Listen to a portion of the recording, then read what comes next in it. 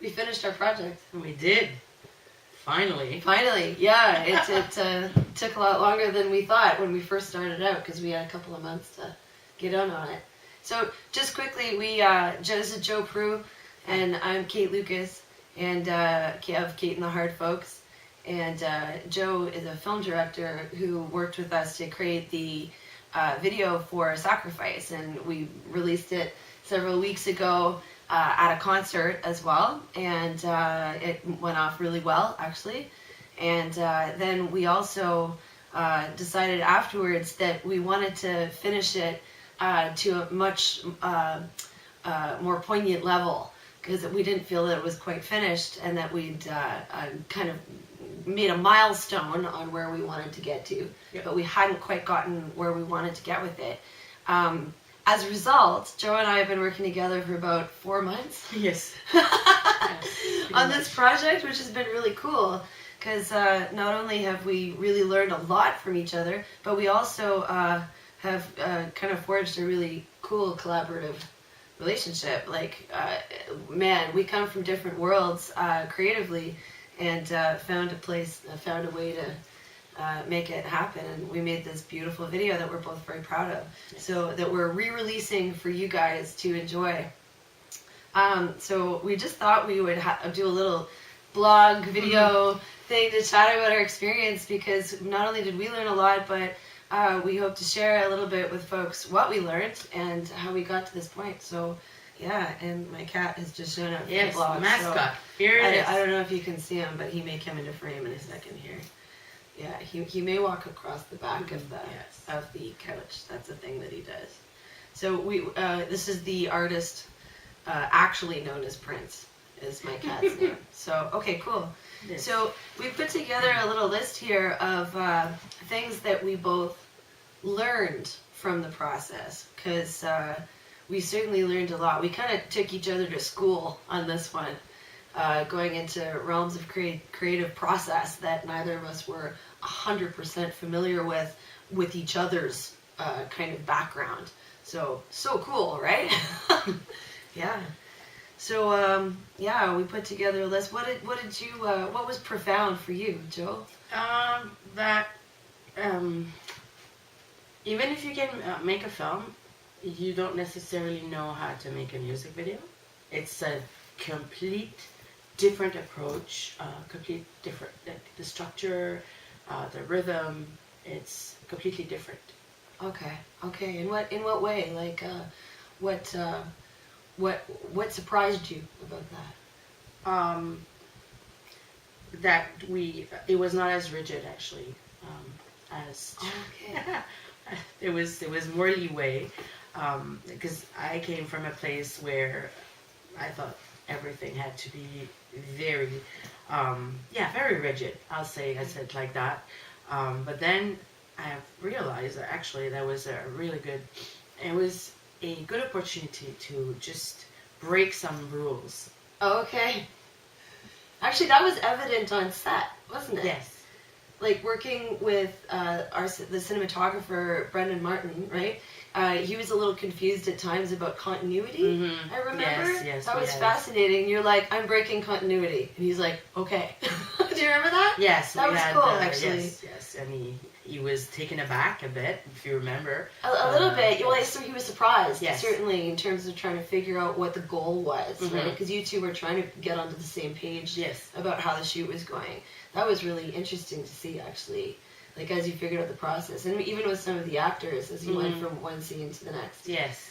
How it would translate. Mm-hmm. And yet it did, didn't it? It did. It totally worked. Yes, yeah. Totally worked. Yes.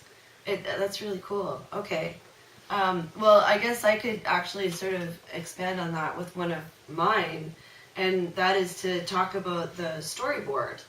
And because we had several months of planning, and we went back and forth and talked about the song, we talked about lyrics, and we talked about sort of the imagery and the symbolism and all the possible ways that we might represent what's going on in the song. And Joe sent me several storyboards, which was super exciting because I had no idea that was going to be part of the process. That was like a treat. Oh, okay. Right, so every time you sent me a storyboard, I was like, ooh, you know what I mean? And it was, that was a real treat. And they're quite sophisticated. For those of you who haven't seen a storyboard for a shoot, I saw what you did, but then I also kind of went online to kind of study the phenomenon, because as a non-film, non-TV person, I didn't know that was something, that was part of the process. So to get those and to look at that was awesome. And what I learned from that experience was how things can change, and how diverse the storyboard can be in terms of the planning, and what's possible in terms of that, right? In terms of thinking ahead and imagining what stories could play out, and how direct and you know what I mean? Well, you're a director, I suppose, so that's inherent in the concept. But this is the idea, and here's how you do it from one scene to the next. Like I was just kind of blown away by the simplicity of that idea, but the necessity of that idea, because everyone was planning shots and props, and it was almost like mini pieces of theater, but from scene to scene, right? Yes. Which was really cool. I'd never seen that before. We were also very lucky to work with a great cast. Oh God, were we ever? Yes, Julia Beaulieu and Lisa Randall did a fantastic for sure job, and as well as Sid Long and Kayla. Yeah, yes. Amazing. Yeah.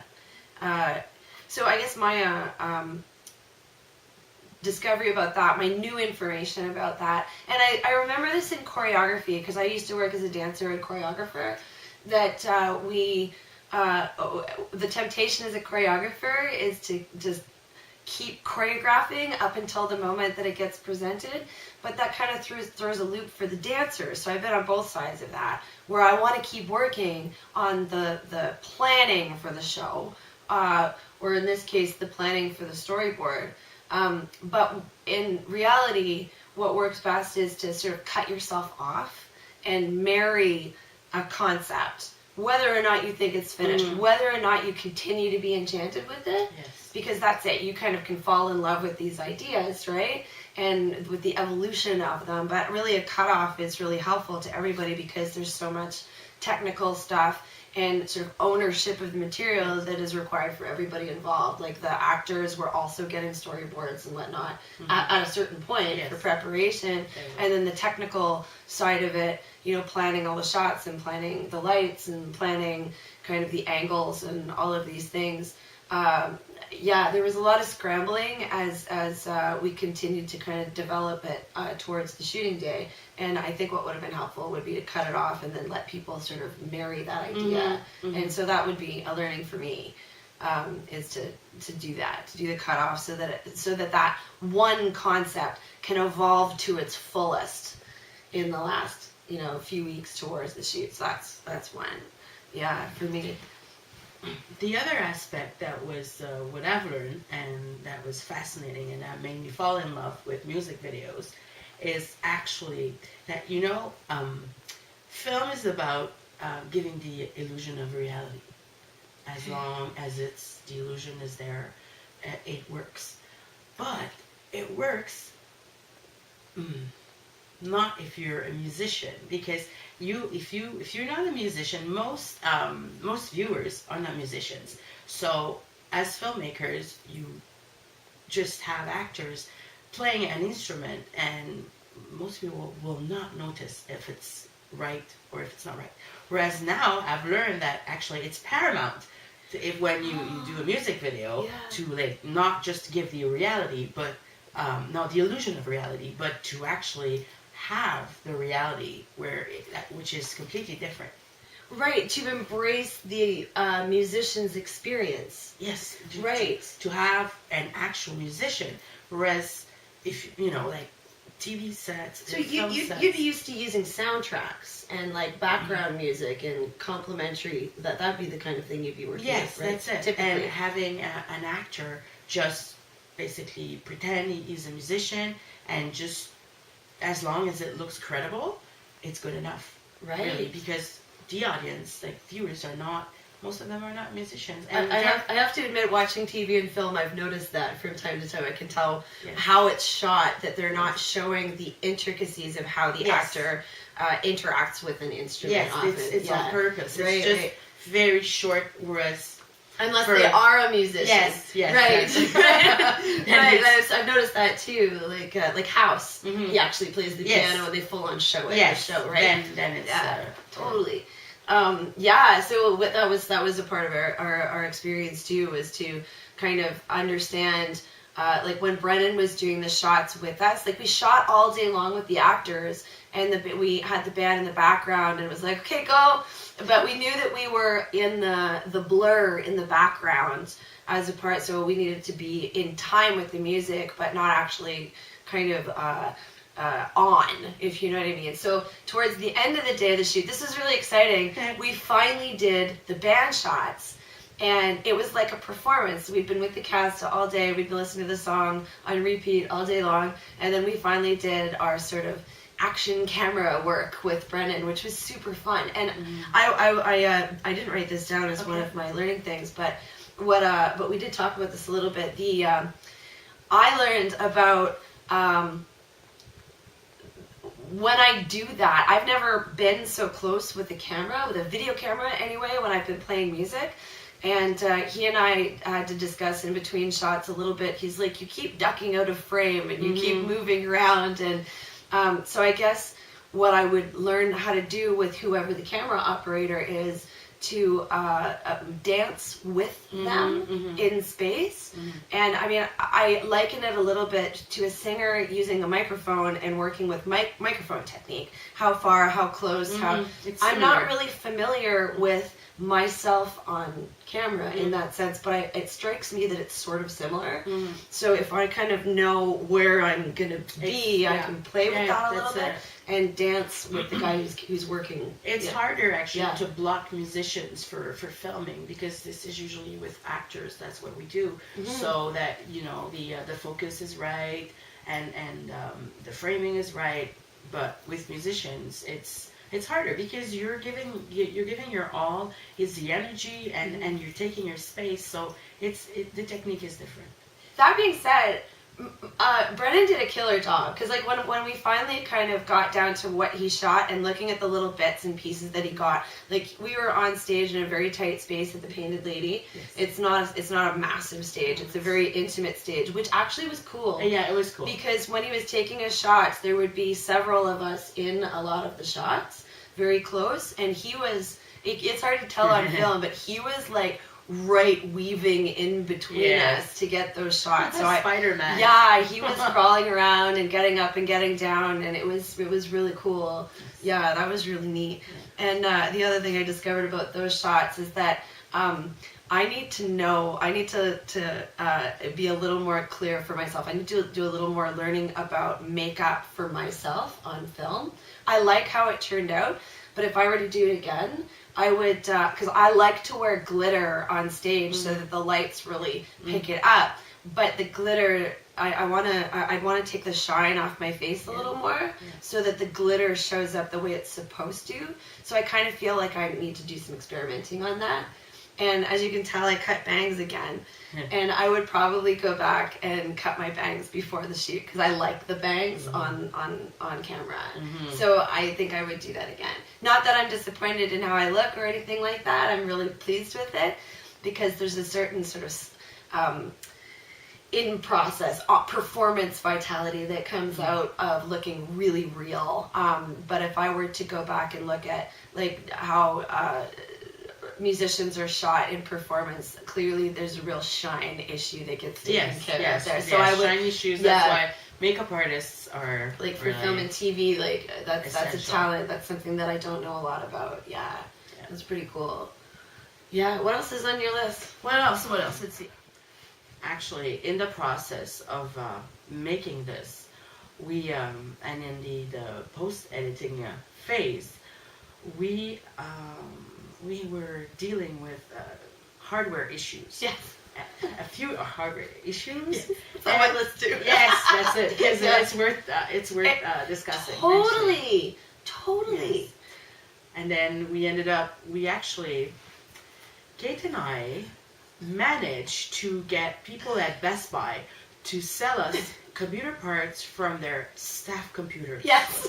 Okay, we got there, and those people could not work with their staff computers anymore because we actually had the parts. That's right. We walked in, we had to upgrade my computer, or at least it made sense in terms of the finances of how we were dealing with, because you rented a computer that's like a real hard rendering machine From for Charles. like intended for doing video editing Yes. with the right kind of graphics cards and memory and power to kind of do that work, which is amazing to me that there's that much power in a laptop. That's kind of astounding. So we upgraded my computer, which is a really good computer, but a few years old now, so that we could do more of the work at my place.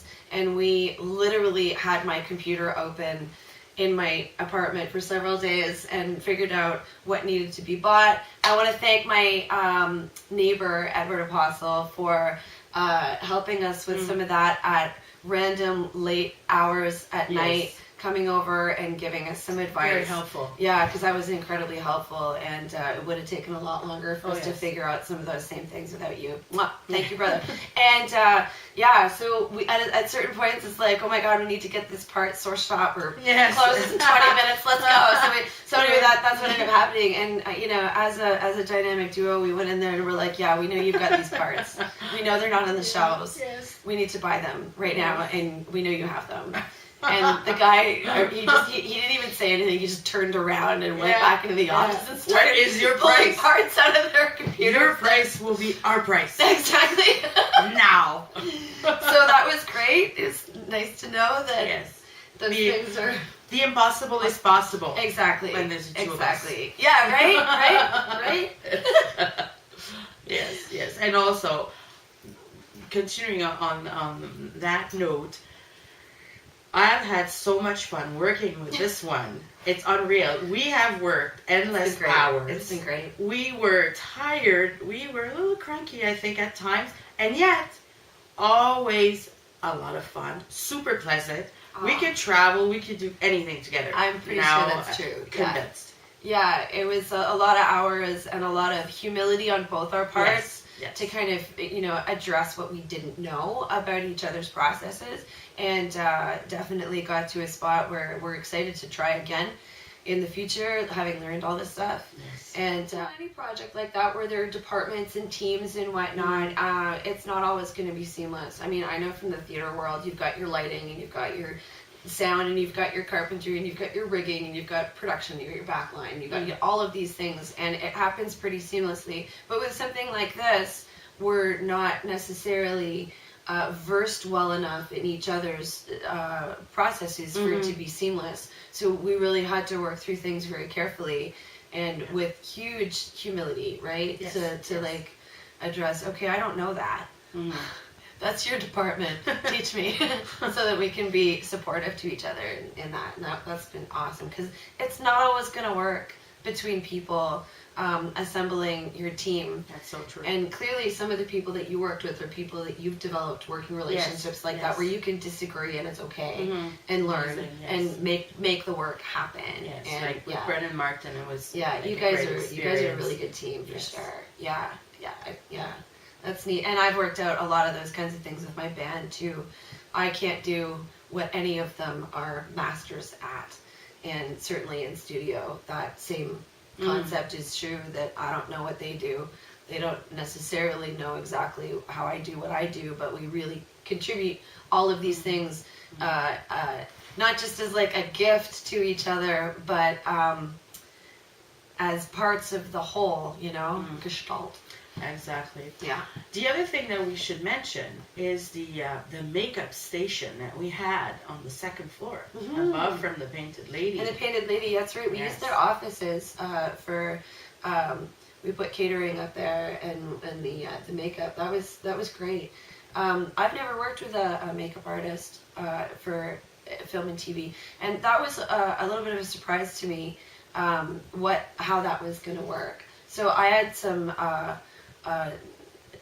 In live theater, certainly there are hair and makeup people, but there are some assertions in the makeup world in theater that I was a little bit unprepared to address. For example, in live theater, there's a very different understanding of the poignancy, and also professionals pay how a person is compensated for what their work is, between, say, a rigger, a performer, a makeup artist. Like they're all professions, but how those things are addressed is a little bit weighted a little bit differently. Yeah. So I was very surprised and caught off guard by how much a film and TV makeup and hair artist was commanding, and that was a challenge for us to work out. Hey. The rates for hair and makeup in film just completely caught me off guard. So I want to thank Nicole for compromising enough that we could get it done. She gave us a kind of charity rate, and her work was really good. Yes. Yeah, as I watched how she worked with the main actors, what she did was really attentive. Yes. And needed to be as you move from one shot to the next. Yeah. Just look at the work that she did on Lisa. Yeah. Lisa Randall is beautiful. Totally. And the complexion that Julia carried throughout and maintained throughout. Yes. I mean, looking at myself and looking at on film and looking at those actors, her attention to the actors is obvious. So I understand a little more about that now. That was a hurdle for me to understand. I didn't get it. I truly, with humility, I didn't get it. So yeah, that's that. Yes. Any other? Yeah, there was one. There was one. Film days are really long, and I know that in my world in live theater, some of those days can be ridiculously long, and I accept that. But when hiring the actors, they were understanding as well, because this is a world they're familiar with in terms of the hours on the clock, the time of day that we're working. But we had a hard time getting extras, and when it finally comes down to it, what I think we could have done is shot in the empty place, because we started at 7 a.m. right? Yeah. We probably could have shot in the empty place till about noon, and got some of the shots that we got, and then had extras in between noon and 3. And I think we might have gotten many, many, many more people, because when I put my notices out to try to get extras, it was like 7 a.m. people, and like to try and get people out of bed and to a spot for 7 a.m. And assuming that it was going to be kind of a longish day, a lot of folks were just like, no, I'm not doing that.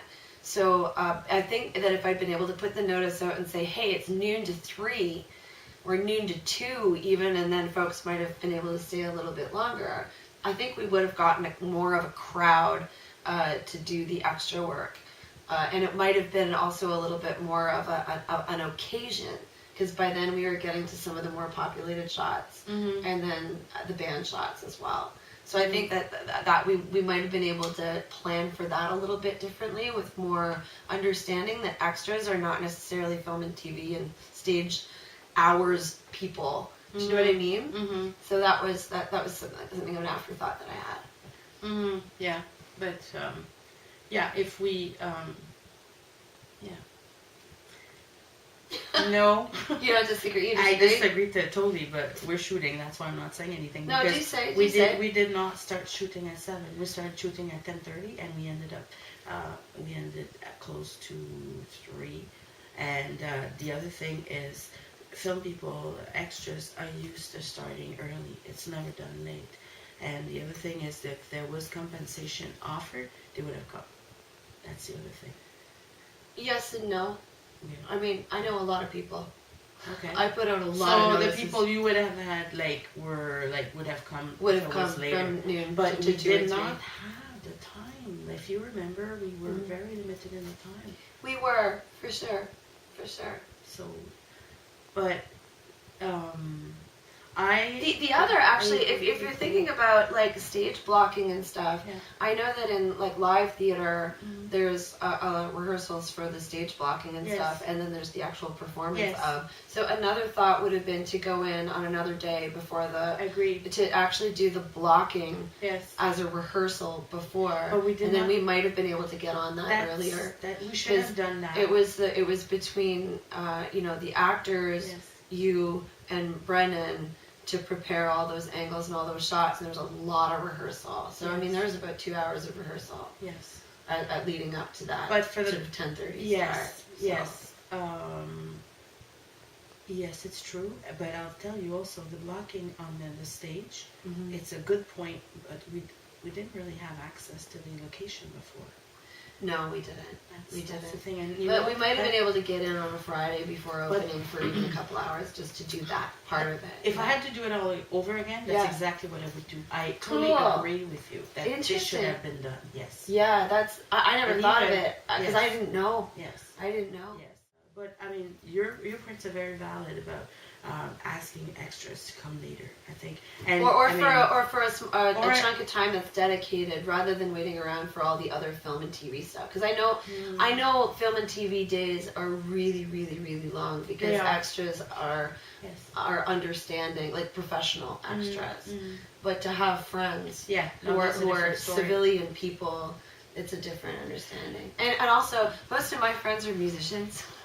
Yes. Or performing people, and the concept of 7 Yes, a.m. true. is like asking a normal person to go to work at 2 or 3 a.m. Yes. Yes, that's a point that so that there was no getting a lot of my friends out of bed for 7 a.m. on Saturday morning. Well, that was extremely interesting. I love that you pointed because I was set on call time will be like 6 or 7 in the morning as usual, and she's like, "What? This is way too early." I'm like, "But we have to shoot. We can't start at noon." Do you know when I went to bed last night? I went to bed at 4 in the morning know. last night. Now- When I got home like from I work, said, a now- 6 a.m. call Yes. is like, no. Now I understand it, but like then I was like so taken aback of what do you mean? But we have thinking only results. No, we have to do it. Wait, like, get it done. Ask them. Like Forgive yes. me. That was so funny. And then I realized, like, yeah, that doesn't make sense, especially the band members. Like, Bring the band members Yes. were like, no. Like, even at the time that we started, but 2 of them had a gig the night before. That's right. And They they had were a really late exhausted, gig. That 2 of yes. the guys had a gig in Oshawa the night before and were complete basket cases. Yes. So like in between takes and stuff, like they were Yes. sleeping. They were Yeah. literally sleeping in those nice couches that they have at the front of Mm. Painted Lady. Yes. I'm glad you managed to not Yes, get those bless guys. you, in the shot. Nikki, for those couches. Those couches, 'cause, yeah. There was a lot they of were sleeping really, going on. yes. Yeah, or in the benches on the side, near the Oh, front yes, there. that's true. That's right. Don Yes, was Don passed was out there for like yes. an hour, which is good because That he was needed fun. the rest. Yeah. For sure. A lot of fun. So Yes. here's a question for you. This is my final question Yes. for you. Because everything on my list is okay. So my final question for you is, what did we get right? I think that we got the idea of the song right. I agree. Yeah, I agree. I think that the conflict is well portrayed, Mm-hmm. and by the way, I've really very much enjoyed making that video. Like people said to me, "Oh, aren't you fed up to like listen to this song?" Actually, I'm not. I could hear it. Your over roommate and the other over. day? Yes, my roommate's like, "Aren't you fed up?" I'm like, "Nope." Because the more I listen to this song, the more I understand it, the more I appreciate it. Aw, that's I mean sweet. that, yes. Thank you. I appreciate it. It's a really great piece of work. It's yes, I really like it. Well, I would agree that I think we really portrayed the story and the concept really well.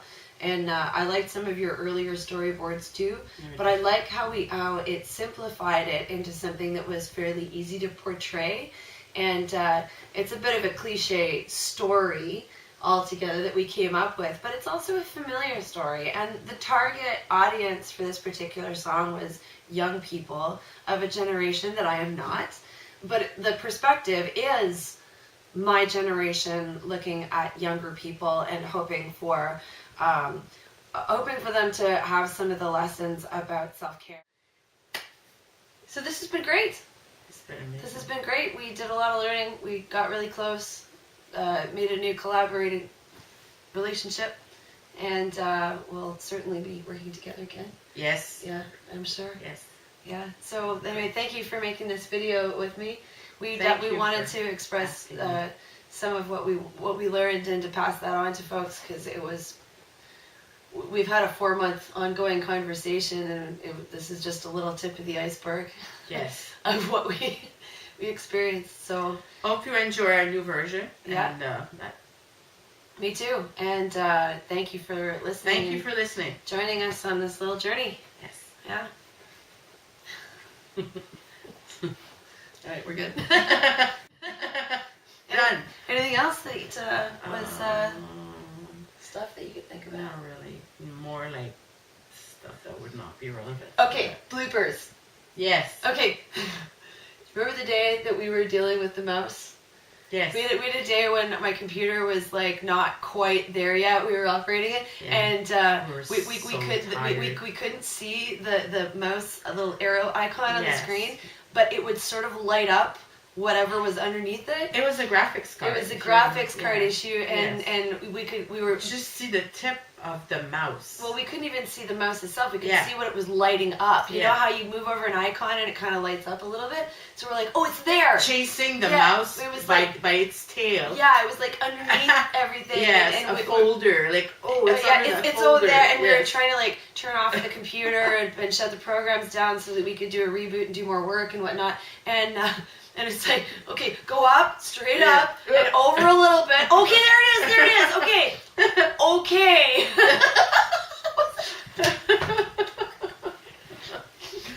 We thought we'd lost it. Yes. We thought we were just done. Yes. You know, like, okay. Oh my God. What else is there? What else? Let's see. We have to mention Charles Street video. Oh, and when I went to take the computer back, you met Greg. I met Nancy. What a cool chick. I know. Anyway, the two of us sat down for a few minutes until she had to get back to work, and I had to go. Yeah, what a cool chick. She was really awesome. She sat down and asked me what the project was, and she gave me the name of a band that she thought I might like, which I checked into. Thank you for that. Thank you. And because I investigated that, and that was great. You were right. You were totally right on. You read me correctly. Thank you. And I guess she's got a show on right now. She's kind of she's an artist who makes like technologically interactive it's true. art. She's and she was describing to me a couple of things that she'd done and that she has a show on right now. I can't remember where she said it was, but it sounds really cool. Mm-hmm. Really like cutting edge avant-garde stuff that is right on the cusp of where art meets technology in some new and interesting ways. Well, I must say that like pretty much everyone like in the staff at Charles Street Video is an accomplished artist. They're like filmmakers or dedicated. I mean, that's why I thought maybe you would have met Greg and the other guys. I think she had him on the phone at a certain point. Yeah. Because the payment wasn't clear in terms of how much it was per day, and there was a pickup day, a day of value, and then an extra day because we kept it an extra day. Okay. So it wasn't exactly clear how much that was, but anyway, she got it figured out, and it was exactly what you estimated. Okay, wonderful, yeah. Wonderful. So that was great. Yes, it's and I must also add that I'm really proud to be like a member of the board of the Charles Street Video. They are so amazing. You went through this process. Yes, they're like this year. I have to say that. Congratulations. Thank you. But this year, the program for the year, like when we were at the general the assembly, we talked about it, and it's really really exciting. They actually have, get this, membership for Indigenous filmmakers is free. So I needed to put it out there. Yes. Awesome. few people I know might be able to take advantage of that opportunity. That's an extraordinary opportunity. Yes. Awesome. Wow.